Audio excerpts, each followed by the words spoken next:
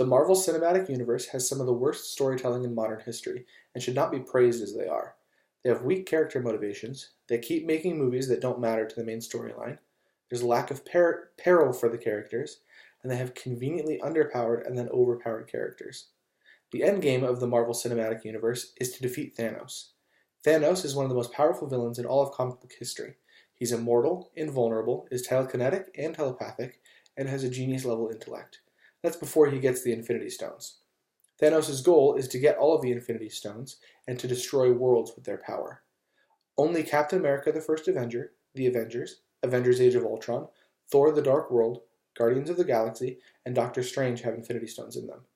Every other movie is pure fluff. That means that only 6 out of the 29 movies have anything to do with the main storyline. We don't need to have 3 Iron Man films that don't add to the story, or 2 failed Hulk movies. We don't need to know Captain Marvel's backstory before she comes in to defeat Thanos. If they're trying to tell one big story, they need to stick to the story and not go off on all these big tangents. No one in the Marvel Cinematic Universe has any relatable motivations. In order for characters in any media to be memorable and relatable, their motivations need to be obvious, stated, and relatable. Only one of the Marvel heroes has a better motivation than "I'm good because I can be." Being good for the sake of being good is not a really good excuse. The exception is Captain America, whose motivation is to stand up for those who can't stand up for themselves. That's why he's the best Avenger, the most relatable Avenger.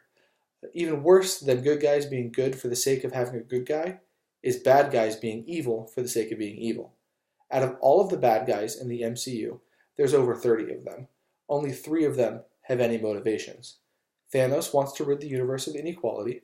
Helmut Zemo from Captain America Civil War wanted to make the superheroes pay because their actions killed his family in Age of Ultron. And Killmonger from the Black Panther wants to take over Wakanda to use its resources to help the world instead of hiding like they have been for the past forever. Those motivations are beautiful because we can all understand them. In the real world, there's no such thing as being a good guy or a bad guy. We're all a little bit of both. When a villain has motivations that we can sympathize with and understand, they become more human, more relatable, and more likely to be memorable. My second biggest problem with the MCU is the complete lack of peril. All superhero films follow the same formula.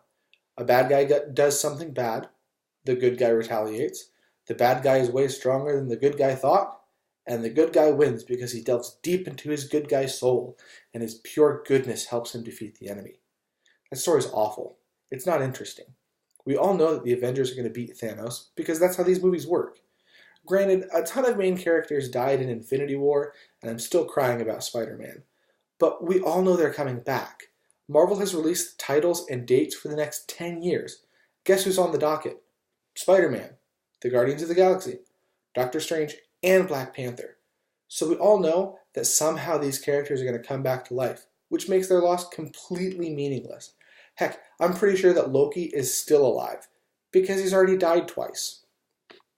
The absolute worst thing about the MCU is they're conveniently overpowered and then underpowered heroes. For example, Doctor Strange is in possession of an Infinity Stone and has complete control over time. In his solo movie, he defeated the embodiment of evil, basically a god, using his powers. He can make it so Thanos never existed, yet what does he do in the Infinity War when his powers can be used to their fullest? Nothing. He whines that it is inappropriate for him to use his powers. Vision gets beat up by a few thugs and is an Infinity Stone. And Scarlet Witch can bend reality just as much as an Infinity Stone, but both of them combined can't deal with a few alien thugs. As a storyteller, you can't tell the world that these beings are the most powerful beings in existence and then have a couple thugs show up and beat them up. Either you have powers or you don't. They don't get weaker when a new enemy shows up, and they don't miraculously get stronger when it's convenient. Also, what was Captain Marvel doing during the Infinity War? She's allegedly the most powerful being in the universe, but she doesn't get involved when aliens attack the world? You're really telling me that Captain Marvel is sitting at home, in her bathrobe, watching TV and says to herself, look at that. The world's probably going to end soon due to this alien invasion. I guess I'd better wait for Nick Fury to text me for help before I get involved. Millions will probably die. Oh well. That's not a hero. At least not a hero that deserves any kind of respect. The Marvel Cinematic Universe has terrible storytelling. Sure, it's made billions of dollars, but it doesn't deserve to. It's committed some of the worst sins of story writing, including having uninspired character motivations, coming up with convenient powers, having no actual peril, and making movie after movie that just doesn't move the story along. So next time you watch a Marvel movie, see it as it is, a terrible story surrounded with flashy effects.